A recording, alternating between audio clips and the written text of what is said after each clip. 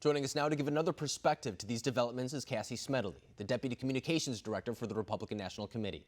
So, Cassie, we've seen now over the weekend especially, but we've seen it for a couple of weeks now, that the DNC is essentially rallying around Biden during these calls. You don't see too many people necessarily defecting away, calling for maybe a different nominee or anything like that, and further investigation. We saw that with DNC Chairman Perez over the weekend, as well as Governor Whitmer.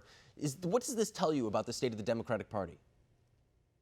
Well, they went out of their way to ensure that Joe Biden was their nominee, and now they're going out of their way to basically say nothing to see here. The DNC and the Democrat Party has gone from me too, me too, me too, to move on, move on, move on. And as you saw with Governor Whitmer and even Speaker Pelosi, they have gone from these calls over the years of we believe all women, defend all women, and are now saying Joe is Joe. And it's quite remarkable to see this about face and to see, frankly, them with their cohorts in the media talking down and talking back to anybody who dare question them on it.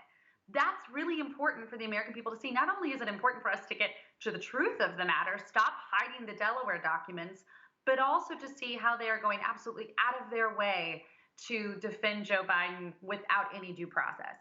And, you know, when I see a lot of people calling, for example, for the Senate records, as well as the records from the University of Delaware, I see a lot of those on the left saying, well, we don't necessarily have to turn those over because President Trump didn't turn over his tax returns or anything like that. They try to play a little bit of a whataboutism type of game when it comes to this, let alone, granted, those are two very different types of allegations. But how do you respond to people who use that as a defense? You're right, very different allegations. And the American people had an opportunity to go to the ballot box in 2016, and they voted for President Trump. Now, you want to talk about apples to apples? Let's look at Joe Biden compared to what the left did to Justice Kavanaugh, where they were going into his yearbook, where they had people, Michael Avenatti was given basically carte blanche to appear on cable news ad nauseum to talk about a client of his who had never even met Justice Kavanaugh, and yet the mainstream media treated it as though it was fact, even though it was absolute fiction. That's the apples to apples here, that only until they've been pressured, frankly, by great work from those on the right and women everywhere who say, well, I think this is a fair question to ask, did they finally start asking the question? It was 2 Sundays ago that we had 5 hours of Sunday shows, and not one question was brought up about this, including to Governor Whitmer and Stacey Abrams, who are considered 2 lead frontrunners for Joe Biden's VP. It's absolutely disgraceful that the media has tried to assist in the covering up or the sweeping under the rug of these allegations. I think it's also worth pointing out that the allegation against Joe Biden was made during when he was serving in public office, when he was a senator, and those calling for the tax returns of President Trump is something that happened when he was in the private sector. I think that is important to differentiate when you're trying to pick a candidate to lead this country. But you also bring up the media's hypocrisy, if you will, when it comes to this issue. And I think that's something that is maybe perhaps the most highlighted when it comes to this, because I don't think even the GOP, for example, would want the standard to be that any accusation should completely derail a campaign. I think the call is for due process, hearing out the women, things of that sort. But what you're speaking to is highlighting the hypocrisy of the way that this is being handled compared to the way that they handled Brett Kavanaugh, for example. I mean, it's night and day. Even if you don't pay attention to politics, you can see that. But when it comes to the public, do you think this will be an issue that sways American voters in 2020? Well, it certainly is an issue that will play into how American voters act and vote in 2020, but you got to add it to the list of things that are questionable about Joe Biden. We can talk about Tara Reade and him sending everybody in a wild goose chase to find documents that he knew we probably weren't going to be able to get access to, or we can talk about how he's been very weak on China, a country that is absolutely at the forefront of conversations right now, not just with COVID-19, but calling into play our supply chain and where we get our products and ingredients for products. And he's been wrong on that issue, and his family members have benefited from his relationships in China. Or you can just talk about simply how he can't string together a coherent interview without using a teleprompter.